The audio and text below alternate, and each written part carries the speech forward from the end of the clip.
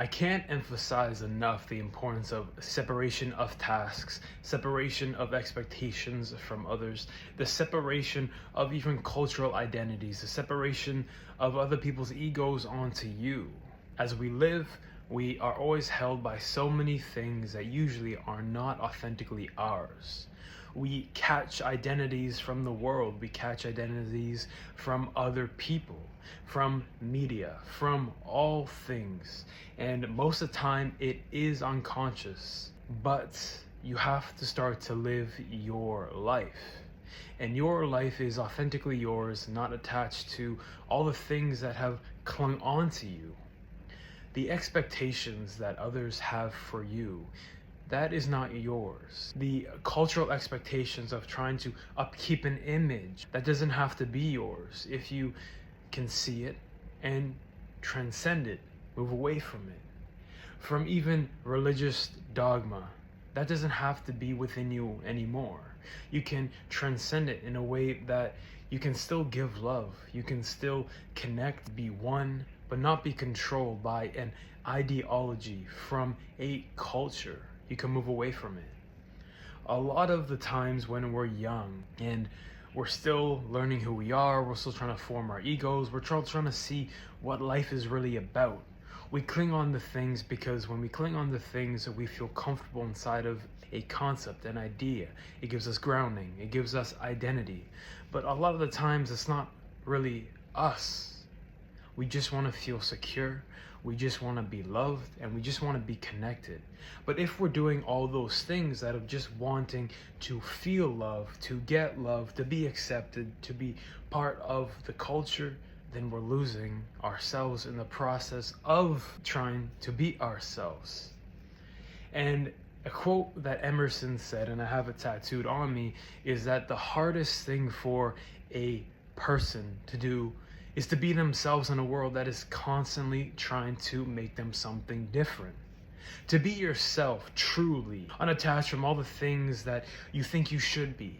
I should follow this, I should be a part of this, my parents told me this, my friends told me this. And to just stay true to who you are, that is the hardest thing. Because as soon as you step outside of your front door and you enter this wide world with different ideas, different everything, and to remain yourself, I can't think of a greater challenge. Because the world is loud and it wants to control, it wants to possess the spirit, it wants to take away inner freedom, it wants to belong. But at the end of the day, you return to God. You are in control of your soul. You are in conduct of your actions. And you can't go on blaming your life situation and all these things because other people told you, when you have the choice every day to choose your conduct, to choose your lifestyle. Remain free from all the imprints of the world and try to stay true to yourself in the process of living life. I know it is hard, but having conscious awareness every single moment of every single day is what matters. Am I choosing this decision, or do I feel pressured to make the decision? Am I moving out of freedom and out of clarity, or am I moving out of fear of not being accepted by the ones I love? Am I moving out of fear of if the culture does not accept me, of these things don't accept me? And there is a glimmer of fear, because don't just do actions out of rebellion. Don't just do things out of trying to break the mold, but move out of love. Move out of grace, humility. Move from the higher callings in which God created us, not out of just I want, your desires, your lusts, your creeds, your all these things that are basically just primal desires. That's not what I'm saying, and I don't want you to take it that way. But I'm saying if you are moving out of love, if you are trying to be the strongest version of yourself and move others and yourself to a higher awareness, a higher level of life, and you're handling and facing resistance, then know that you must remain true to it. Even though it might cost you some things.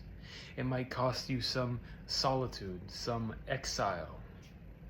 It might cost you certain relationships because there is misalignment now. You might have to recreate self, but that does not mean you don't work on cultivating the relationships that matter to you. That means you don't completely disconnect from the culture you're a part of just because you have a new ideology or you are a individual. It's about moving from grace. It's about moving from love. And if you're moving from that center, then that's what matters. And to remain true in that center is what matters at all times. Quiet the world and disconnect yourself from all the expectations, all of the energies that have been attached to you. And it's a lot easier said than done because every single day we interact with the world. We interact with our families, our relationships. But if in your heart and in your connection with the Creator, with God, you believe that you're moving from clarity and a pure sense of self, then move forward and be the light in the world. But be that light. The consequences, they will be there, but the blessings, they will also show on you.